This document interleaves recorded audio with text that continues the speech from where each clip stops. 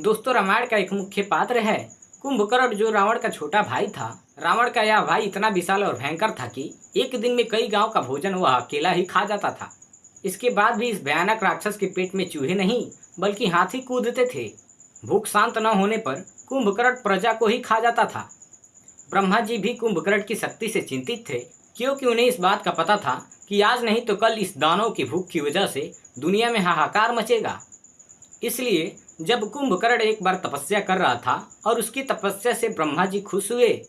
उन्होंने कुंभकर्ण से कहा कि मैं तुम्हारी तपस्या से खुश हूँ, मांगो क्या वरदान मांगना चाहते हो। इस पर कुंभकर्ण ने सोचा कि वह इंद्रासन मांगेगा और वह एक योद्धा बन जाएगा। लेकिन ब्रह्मा जी को पहले से पता था कि कुंभकर्ण वरदान में क्या मांगेगा। इसलिए ब्रह्मा जी ने सरस्वती माता से विनती की कि वह कुंभकर्ण की जिह्वा पर विराजमान हो जाएं और उसकी मति पलट दें। और माता सरस्वती ने ऐसा ही किया। जब कुंभकर्ण ने ब्रह्मा जी की तपस्या की तो वरदान मांगते समय माता सरस्वती कुंभकर्ण की जिह्वा पर विराजमान हो गई और परिणाम ये हुआ कि कुंभकर्ण इंद्रासन मांगने की जगह निंद्रासन मांग लिया। ब्रह्मा जी मुस्कुराए और उन्होंने तथास्तु कह दिया ताकि सृष्टि की रक्षा हो सके। लेकिन जब यह बात रावण को पता चली तो उसने सोचा कि अब तो वरदान से कुंभकर्ण हमेशा सोता रहेगा। इसलिए उन्होंने ब्रह्मा जी से विनती की कि कुंभकर्ण को 6 महीना सोने और 6 महीना जागने का वरदान दें। रावण के विनती करने पर ब्रह्मा जी ने कुंभकर्ण को 6 महीना सोने और 6 महीना जागने का वरदान दे दिया, जिससे कुंभकर्ण 6 महीना सोता और 6 महीना जागता था। दोस्तों, इस वरदान के बाद कुंभकर्ण सो गया और जब वह 6 महीना बाद उठा तो लंका में हाहाकार मच गया, क्योंकि उसका शरीर किसी बड़े पहाड़ की तरह था। उसे उठते ही भूख लगी। सबसे पहले उसने लंका में खाना ढूंढना शुरू किया। उसने लंका के वाटिकाओं से फल तोड़कर खाए, लेकिन फिर भी उसका पेट नहीं भरा। तो उसने लंका से बाहर निकलकर लोगों को खाना शुरू कर दिया। कुंभकर्ण का शरीर इतना बड़ा था कि वह आम आदमियों को अपनी 2 उंगलियों में उठा सकता था और उसे उठाकर अपने मुंह में डाल सकता था। दोस्तों, जब रावण ने मंदोदरी से शादी की, उसके बाद दैत्यपति बलि से अपने भाई कुंभकर्ण के लिए उनके यहाँ रहने वाली कन्या ब्रजबाला का हाथ मांगा। ब्रजबाला बलि की पुत्री थी और बलि विरोचन का पुत्र था। वामन अवतार में जब विष्णु जी ने बलि से 3 पग धरती मांगी थी तो उस समय ब्रजबाला वहीं मौजूद थी और इन सब को देखने के बाद ब्रजबाला एक बलशाली कन्या बन गई थी। उसे हथियार बनाने की अच्छी समझ थी। रावण के कहने पर ब्रजबाला और कुंभकर्ण की शादी हो गई और ब्रजबाला कुंभकर्ण के साथ लंका आ गई और लंका में बड़े बड़े हथियार बनाने लगी थी। कुछ समय के बाद ब्रजबाला और कुंभकर्ण के 2 पुत्रों ने जन्म लिया, जिनमें से एक का नाम कुंभ और दूसरे का नाम निकुंभ था। इसके अलावा कुंभकर्ण ने 2 शादियां और की और यह दोनों शादियां उसने अपनी मर्जी से की थी। कुंभकर्ण के दूसरी पत्नी का नाम करकटी था। करकटी एक राक्षसी थी जो सह्याद्री की राजकुमारी थी, जिस पर कुंभकर्ण का दिल आ गया था और बाद में कुंभकर्ण ने करकटी से शादी कर ली। करकटी से कुंभकर्ण का पुत्र भीमासुर का जन्म हुआ, जो कि एक राक्षस था। करकटी कुंभकर्ण के साथ लंका में नहीं रहती थी, वह पर्वत पर रहती थी और अंत तक वहीं रही। दोस्तों, कुंभकर्ण का तीसरा विवाह कुंभपुर के महोदर नामक राजा की कन्या तदमाला से हुआ था, जो कि बाद में लंका में ही रहने लगी थी।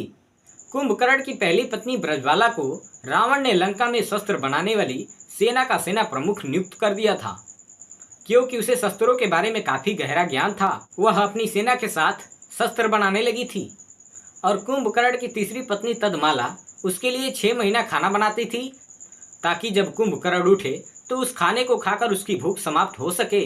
दोस्तों, रावण और कुंभकर्ण हमेशा से राक्षस नहीं थे, बल्कि श्राप के मुताबिक राक्षस बने थे। धर्म ग्रंथ के अनुसार भगवान श्री विष्णु के दरबार में जय और विजय नाम के 2 द्वारपाल रहते थे। एक बार सनक सदनंदन, सनातन और सनत कुमार नाम के 4 मुनि भगवान विष्णु के दर्शन करने के लिए पहुंचे। इसी दौरान जय और विजय नाम के श्री विष्णु के 2 पहरेदारों ने उनकी हंसी उड़ाते हुए रोकने की कोशिश की। इससे मुनि क्रोधित हो गए और उन्होंने श्राप देते हुए कहा कि तुम्हारा तो कर्म असुरों जैसे है, तुम असुर बन जाओ, तुम्हारा यहाँ कोई काम नहीं। इस पर जय और विजय को अपनी गलती पर एहसास हुआ और उसने मुनि से क्षमा मांगी।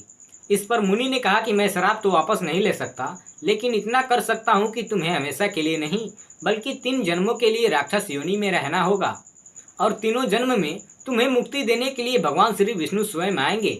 इसके बाद तुम उस पद पर पुनः प्रतिष्ठित हो जाओगे। अगले जन्म में जब कुंभकर्ण को अपनी शक्तियों का पता चला तो उसे घमंड हो गया और भगवान विष्णु को ललकारते हुए कुंभकर्ण बैकुंठ पहुंच गया। यहाँ भगवान विष्णु के साथ ही ससुर ने अपने पुराने रूप मधु के रूप में कैटव के साथ मिलकर 5000 साल तक युद्ध किया था, जिसका जिक्र देवी भागवत पुराण में मिलता है। पुराणों के अनुसार पूर्व जन्म में कुंभकर्ण मधु नामक असुर था और उसका भाई कैटव था।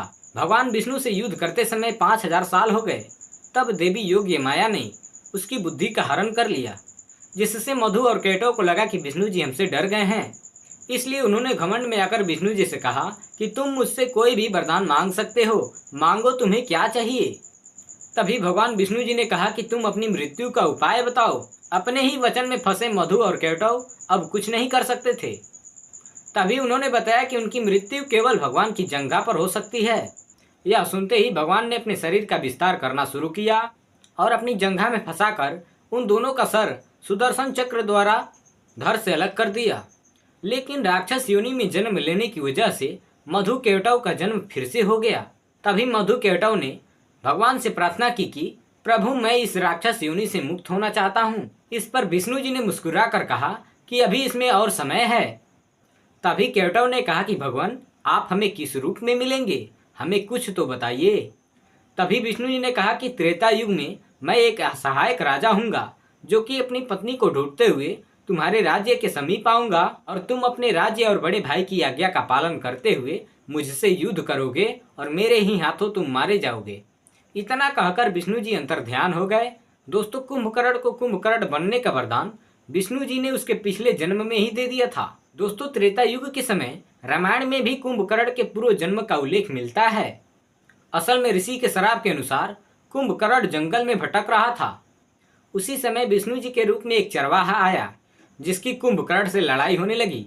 कुंभकर्ण इतना बलशाली था कि वह विष्णु जी से हार मानने का नाम ही नहीं ले रहा था और कुंभकर्ण विष्णु जी से एक लंबा युद्ध किया। जब विष्णु जी ने देखा कि कुंभकर्ण हार नहीं मान रहा है, तभी विष्णु जी ने पुराने रूप में आकर उसका हाथ पकड़ लिया, जिसे देखकर कुंभकर्ण ने कहा कि भगवान, आपने ही कहा था कि आप ही इस राक्षस योनि से मुक्त करेंगे, इसलिए मैं आपको ढूंढते हुए जंगल में भटक रहा हूँ। उस समय भगवान विष्णु जी ने कहा कि तुम मुझे मत ढूंढो, जब समय आएगा तो मैं खुद तुम तक पहुँच जाऊँगा। उसके बाद ही भगवान विष्णु ने श्री राम का अवतार लिया और अयोध्या को धन्य किया। दोस्तों, कुंभकर्ण के बारे में कहा जाता है कि वह दूरदर्शी था। उसे पहले से ही पता था कि कब श्री राम लंका में आकर उसका उद्धार करेंगे, लेकिन उद्धार होने से पहले उसने अपने भाई होने का धर्म निभाया। असल में जब श्री राम ने माता सीता के लिए लंका पर चढ़ाई की और लंका वासियों से युद्ध करने लगे, तो यह सब देखकर रावण ने अपने भाई कुंभकर्ण को जगाया। बड़ी मुश्किल से कुंभकर्ण के जागने के बाद रावण ने अपनी पूरी बात कुंभकर्ण से बताई। तभी कुंभकर्ण ने रावण को समझाते हुए कहा कि भ्राता, आपके पास 5 कन्याओं में पूजित दुनिया की सबसे सुंदर कन्या मंदोदरी है, जो कि आपकी धर्म पत्नी है और मेरी माँ सम्मान भाभी हैं।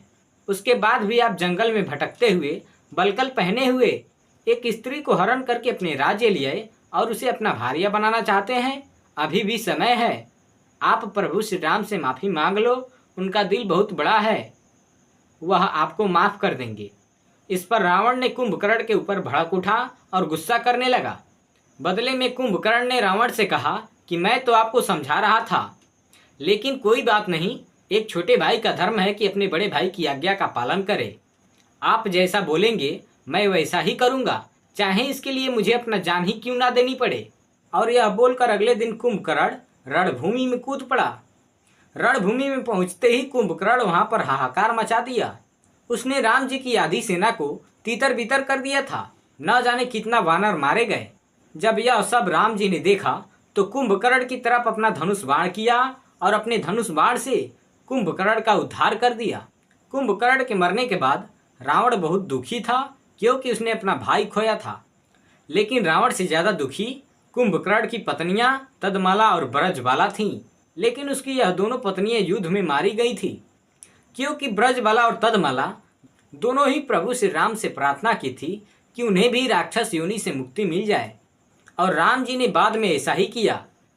दोस्तों, कुछ पुराण और महान ऋषियों की माने तो उसके बाद कुंभकर्ण को राक्षस योनि से मुक्ति मिल गई और वापस विष्णु जी के द्वारपाल विजय बन गया।